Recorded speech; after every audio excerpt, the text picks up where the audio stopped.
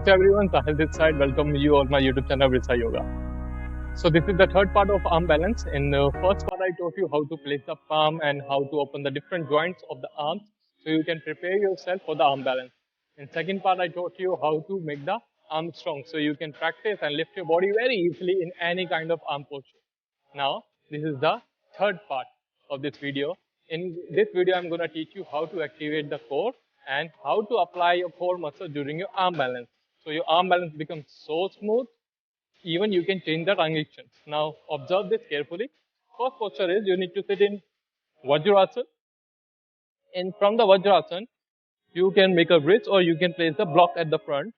The block in the beginning, or you can place the face, you can place your palm, you can use the fingers, anything where you feel more comfortable. So I'm using my fist here. Now here what you need to do, you need to try to keep your arm straight and make the hunch in your back. After making the hunch, you need to lift your legs up off the floor, but not your toe. Try to keep your toe down and also do not tuck it in. Keep it out like this. Now from here, you need to try to make hunch, arm straight, locked, lift nicely, and bring your knees more and more close to your chest.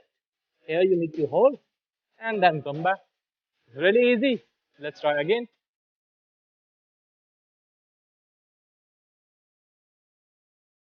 So this is how you need to practice 4 times, 5 times, okay? And if you want to make it a little bit more challenging for you, so you can place your fist more back, okay, between your thigh. Now here, lift up,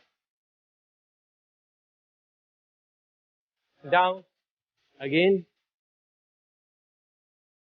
So every time try to hold for a few seconds there, and you can also try to move it more back. You can also try to lift your body here.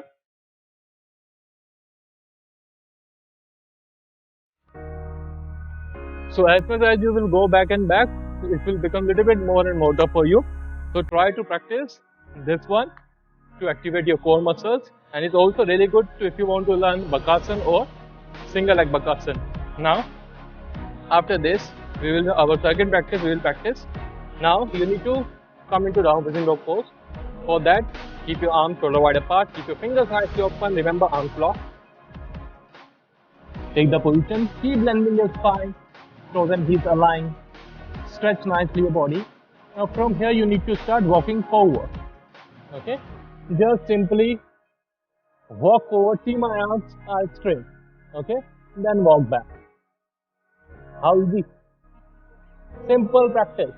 Just walk, just walk, just walk, and then back. So this is how you need to practice this 5 times, 10 times, 20 times according to your strength. It's really good exercise. Remember, do not take your shoulder too much forward, okay? Or do not walk too much. Try to apply your arms, try to get the compression down on the floor and try to lift your body up by using your core muscles. So let's come on the third practice. So after these 2 practices, now we will try to walk little bit. How we will walk? We will walk like a monkey, or from here you can walk like in a Bakasana. Observe. So I'm placing my palm, shifting my body, and placing my legs up. See, I'm not touching my knee on my triceps or the crane or the crow. So place your palm little bit far from your body, shift your body weight, and come forward. So you need to just simply practice like this. Okay? And then we will try to do the same thing to go back. See how my legs are coming up. My glutes are also active. Okay? So observe this, how I am practicing. Watch it 2-3 times, no problem. And then practice this. So here, to lift my body up, I am using my core strength that you also need to use to practice this. Okay? So let's come on the fourth practice. Now, after this 3 practices, now we will practice the third or fourth one. So for the fourth, you need to come into crow posture. In the crow, we will try to come in a low. First, what we were trying to do, we were in the lower asana, we were trying to lift our leg up in the first practice. This one. Okay? Now, in the crow posture, we will try to come into this position. Observe here,